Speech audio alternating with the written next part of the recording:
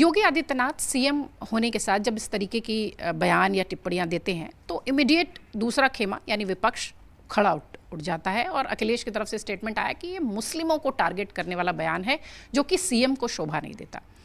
क्या वाकई में ये जो 25,000 करोड़ का जिक्र हुआ कि लव जिहाद धर्मांतरण के लिए पैसे खर्च होते हैं, इसमें कोई तथ्य है, कोई तर्क है, या चूंकि चुनाव है इसलिए ये कहानी, जैसा कि मैंने शुरुआत में कहा भी, कि वही दिख रहा है? आप कैसे देख रहे हैं बयान को? नहीं, ये तथ्य है। तथ्य इसलिए है कि यदि आप भारत का ही यदि कोई व्यापारी है, वो हिंदू हो या मुस्लिम हो, यदि वो अरब कंट्री में कहीं भी अपना माल सप्लाई करता है तो उसको हलाला सर्टिफिकेट लेना पड़ता है। यदि वो हलाला सर्टिफिकेट नहीं लेगा तो उसका माल वहाँ के व्यापारी नहीं खरीदते, तो वो पैसा कहाँ जाता है, ये स्पष्ट होना चाहिए। तो अखिलेश जी को भी ये पता करने की ज़रूरत है कि भाई यदि ऐसा हो रहा है तो नहीं होना चाहिए। तो ये तथ्य पे यदि बात होती है तो उसका नैरेटिव क्यों बनाया जाता है? और जिस आंकड़े की उन्होंने बात की, मैं आंकड़ा तो नहीं जानता कितने हजार करोड़ रुपए, लेकिन होता तो है। और यदि एक मुख्यमंत्री आंकड़ा दे रहा है तो पूरी जिम्मेदारी से दे रहा होगा। और वो 25,000 करोड़ रुपए कहाँ खर्च होते हैं? वो उसी तरह से हलाला की धनराशि है जैसे वक्फ बोर्ड की। वक्फ को लेके भी इतनी संपत्ति आई तो 100 परिवार उस वक्फ बोर्ड की संपत्ति का फायदा उठा रहे। बाकी देश का 30 करोड़ मुसलमान आज भी सच्चर कमेटी की रिपोर्ट के हिसाब से नीचे खड़ा हुआ है। उसी तरह से हलाला की कमाई है, हलाला से होने वाली हलाल की जो कमाई है, हलाल की कमाई भी कहीं ना कहीं तो इन्वेस्ट हो रही होगी। और किस में इन्वेस्ट हो रही?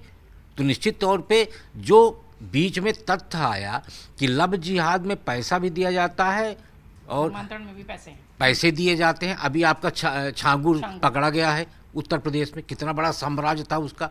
वो आदमी जो भीख मांगता था, वो करोड़ों रुपए का साम्राज्य उसका पकड़ा गया। तो ये पैसे कहाँ से आ रहे? और उसके पास भी विदेश से ही पैसा आ रहा था। तो विदेश का ऐसा कौन सा दानवीर है जो छांगुल जैसे व्यक्ति को 100-100 करोड़ रुपए दे रहा है? उसका नाम भी उजागर होना चाहिए।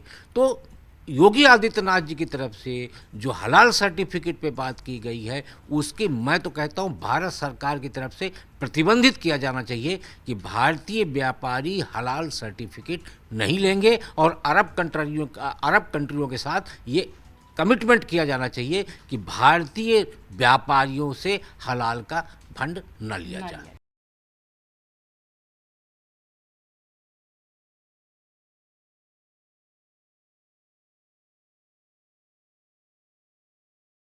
अगर आप ये वीडियो YouTube पर देख रहे हैं तो हमारे चैनल को सब्सक्राइब कर बेल आइकन दबाएं, और Facebook पर देख रहे हैं तो हमारे पेज को लाइक करें। अगर आप ये वीडियो YouTube पर देख रहे हैं तो हमारे चैनल को सब्सक्राइब कर बेल आइकन दबाएं, और Facebook पर देख रहे हैं तो हमारे पेज को लाइक करें।